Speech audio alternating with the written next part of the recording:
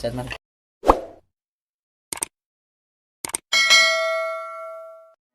Sa video na ito mga boss, ipapakita ko sa inyo kung paano ba mag-repair ng radiator fan. So ito mga boss ay radiator fan ng Sniper 155. So hindi siya gumagana at laging nag-indicate ang ilaw ng kanyang overheat sa dashboard at saka nagti-check engine. So tinanggal ko mga boss para i-check direct sa battery. So pag check nito mga boss, pag direct sa battery ay may positive at negative lang din naman yan. Yung negative naman mga boss ay kulay black. So ito mga boss, so dinugtungan ko ng wire para i-check direct sa ating battery. So ito mga boss, yun yung kanyang wire. So itatap lang natin yan, positive to positive, then negative to negative. So kung nakikita nyo mga boss, so dinikit ko na yung dalawang wire pero hindi pa rin umiikot ang kanyang fan. So kailangan mo pa siyang itulak upang gumana. Buksan natin itong kanyang fan at linisin sa loob. So yun boss, sa pagbukas nito, tanggalin natin yung kanyang screw. So tatlong screw yan sa kanyang takip. Pagtanggal natin dyan, buksan din natin yung dalawang screw dyan, tanggalin natin.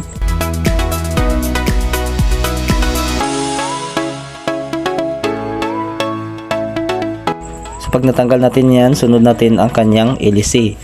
So tanggalin na natin ang lock na kanyang LEC. So ginamitan ko lang ng pliers.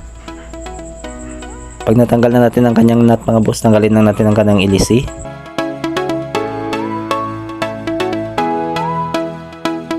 Pag natanggal na natin ang kanyang LEC mga boss, so sikwatin lang natin to. So medyo madikit yan mga boss, so sikwatin lang natin hanggang sa matanggal natin.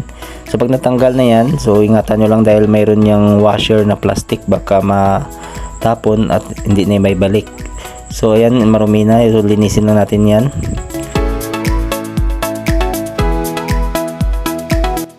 Ayan yung kanyang carbon brush, so mahaba pa naman, linisin lang natin.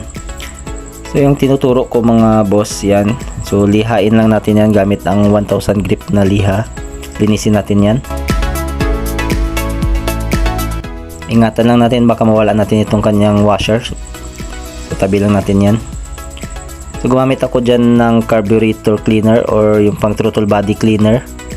Yan yung pinanglinis ko dyan.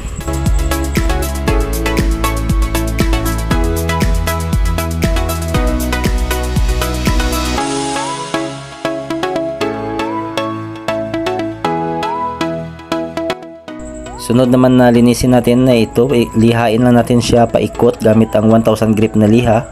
Kuskusin lang natin yung itim-itim niya para mas mabilis pag nag-trigger na yung kanyang carbon brush. Ayan, linisin na natin yan. So kung nakikita nyo, wala siyang itim-itim.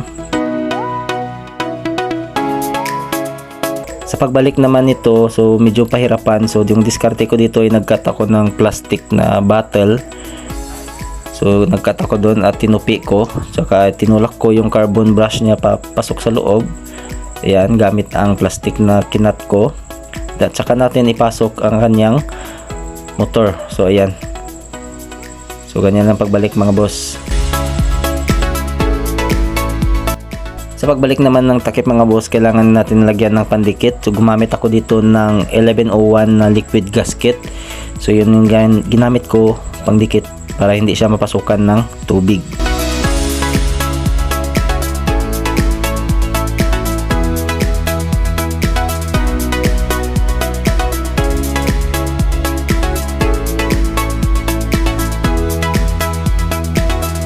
Pagkatapos natin lagyan ng pandikit, huwag kalimutan ibalik ang kanyang washer bago ibalik ang kanyang takip.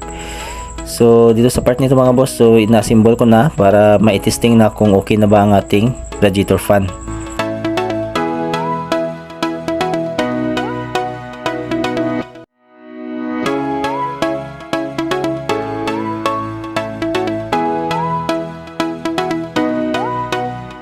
So na-symbol ko na, so testing na natin. So ganun pa rin ang process ng pag-testing mga boss. So yan, kung nakikita nyo, isang click lang, pag dikit agad sa battery, ikot siya agad. So ganyan dapat ang ating radiator fan. So yun, hinintay kong uminit ang makina para ma-check talaga kung okay na ba talaga ang kanyang radiator fan. So ayan, okay na siya mga boss.